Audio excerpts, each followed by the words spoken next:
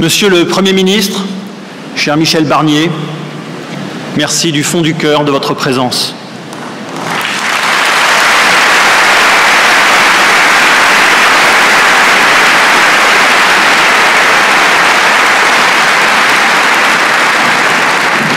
Monsieur le Président de la République, cher Nicolas Sarkozy, que je veux remercier de ses mots et de son engagement constant à nos côtés.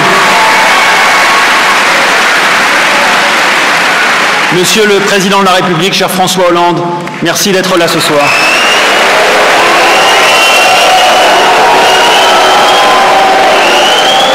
Madame la Présidente de l'Assemblée nationale, chère Yaël Braun-Pivet,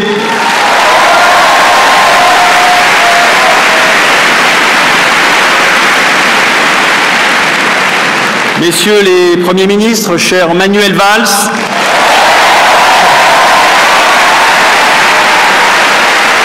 cher Gabriel Attal,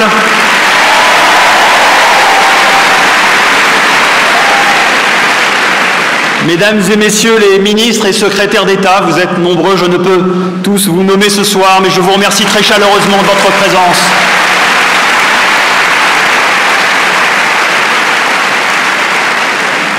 Madame et Messieurs les présidents de région et anciens présidents de région, chers Valérie Pécresse, Xavier Bertrand, Christian Estrosi,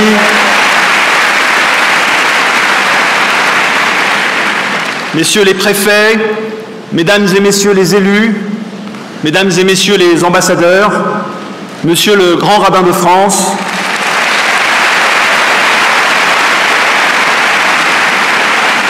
Messieurs les présidents du Fonds social juif unifié, du Consistoire et de la LICRA, Mesdames et Messieurs les représentants religieux, Mesdames et Messieurs les présidentes et présidents d'associations,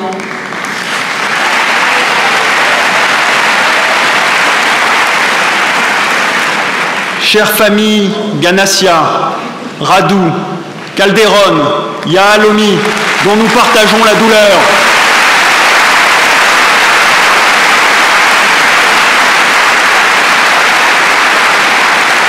chers amis, comment sommes-nous déjà le 7 octobre, alors que nous sommes encore le 7 octobre? C'était hier, c'était il y a une éternité. Cette journée reste pour toujours entachée par le sang des victimes, les images insoutenables, les témoignages bouleversants. Un abîme dans nos cœurs et nos consciences. Un an. Dans la tradition juive, c'est le passage symbolique du temps du deuil à celui du souvenir. Mais comment passer au temps du souvenir alors que des otages sont toujours retenus à Gaza, alors que la guerre existentielle d'Israël fait toujours rage? Peut-être en fermant un instant les yeux pour nous recueillir devant ces 1200 visages assassinés, autant de vies profanées et de destins brisés. Viviane, Adi, Valentin, Keshet, Noya, Tamar, nous ne pouvons tous les nommer ici. Des nouveau-nés qui s'éveillaient au monde, des enfants promis à des lendemains ensoleillés, une jeunesse dansante et débordante de vie, des parents fiers et heureux, des anciens, témoins des heures de gloire, comme des meurtrissures de l'histoire d'Israël et du peuple juif. Mila, Or, Shani, Amar, Amit, Céline, livrés ce jour-là à la violence aveugle de tueurs islamistes fanatisés, galvanisés par un antisémitisme féroce et débridé. Des lieux de vie sont transformés en zones de torture, des places de fête en lieux de carnage. Kfar Aza, Niroz, Be'eri, Nova, Ces noms résonnent désormais aussi comme les stigmates de la haine antisémite qui traverse les siècles. Le 7 octobre, Israël est touché en plein cœur. Pour les Juifs, où qu'ils vivent, c'est la sidération, puis un vertigineux sentiment de vulnérabilité. Mais au-delà, l'effroi saisit tous les esprits épris de liberté. Et la France est aussi directement frappée par cet assaut terroriste qui emporte la vie de 48 de nos concitoyens. Il y a un an, les hordes du Hamas ont tué, violé, brûlé, mutilé, blessé et pris en otage des enfants, des femmes, des hommes libres. 250 personnes enlevées, emmenées de force dans les plus sinistres des prisons. Nahama, Romy, Agam, Doron, Lyri, Karina. Écoutons les cris de désespoir de leur mère. Elles savent, leur fille livrée depuis 1 an aux sévices de leur geôlier. Kfir, Ariel, Shiri, Bar, Omri, Tal, Shlomo. Il reste à ce jour 100 otages, dont 2 Français, Ofer Calderon et Ohad Yahalomi, 100 libérations attendues, espérées avec angoisse par leurs proches. Comment nous sentir vraiment libres quand nous les savons, eux, encore captifs? À chacune des victimes, nous pourrions adresser les mots de Victor Hugo. Tu n'es plus là où tu étais, mais tu es partout là où je suis. Rien, ni personne, n'échappe au 7 octobre.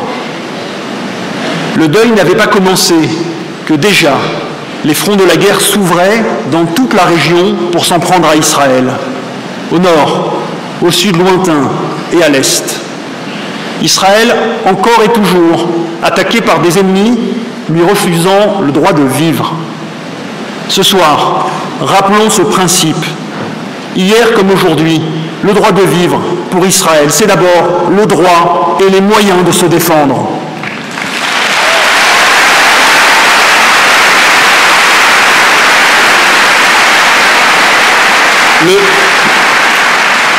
Le deuil n'avait pas commencé que partout l'antisémitisme se propageait. Le 7 octobre est l'épicentre d'un puissant séisme antisémite dont les répliques se font sentir aux 4 coins de la terre. Les images en temps réel du meurtre de Juifs sont entendues par les antisémites comme un appel au passage à l'acte. Comment concevoir qu'au lieu de rencontrer un immense élan d'empathie, les Juifs doivent faire face à une déferlante d'hostilité renouvelée? À Los Angeles, au Daghestan, sur les campus de Columbia, ou même de Sciences Po, dans les rues de Berlin, Londres ou Paris, une inversion accusatoire contre Israël et les Juifs, accusés de génocide, permet désormais à la violence de s'opérer au nom de l'humanisme.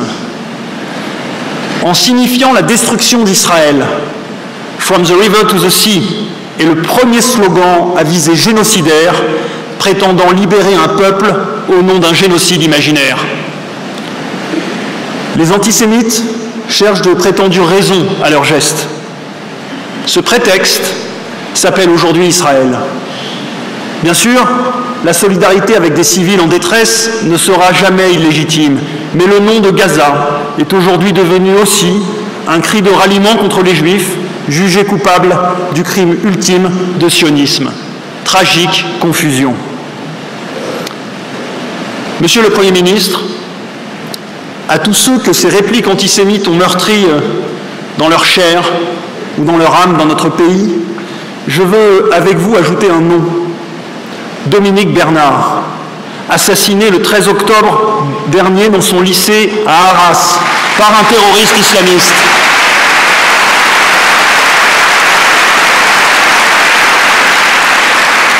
Dominique Bernard est aussi une victime française du 7 octobre. Nous ne l'oublions pas.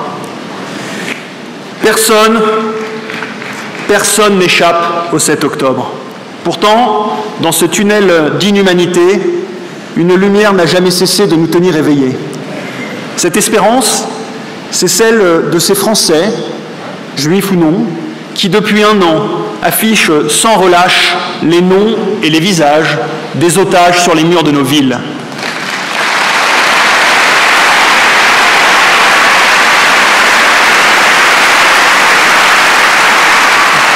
Grâce à eux, mais grâce à vous tous qui êtes là ce soir, les crimes du Hamas n'auront jamais l'oubli pour complice.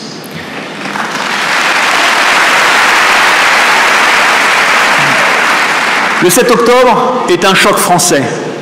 Un clivage idéologique sépare désormais le camp du déshonneur, qui avec LFI voit des résistants, là où la conscience universelle reconnaît des terroristes,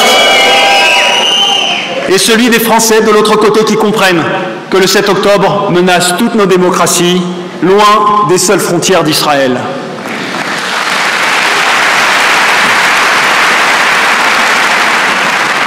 Heureusement, LFI a choisi d'hystériser notre débat public en cultivant le clientélisme et les assignations identitaires.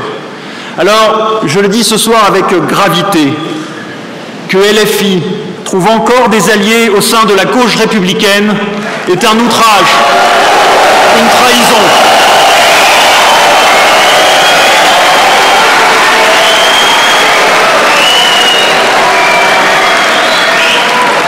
Heureusement, les acteurs républicains refusent la facilité de la démagogie.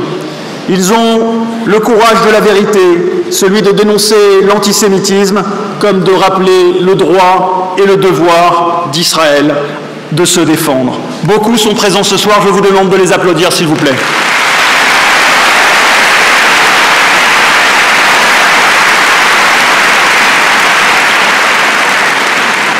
Personne n'échappe au 7 octobre. Au Proche-Orient, mais aussi en France, notre monde se dévoile imprévisible et inquiétant. Je veux pourtant croire qu'ensemble, nous saurons dessiner un avenir plus fraternel, plus serein. Ensemble, nous déplorons toutes les victimes civiles, israéliennes comme palestiniennes, sacrifiées et jetées dans la guerre par le Hamas.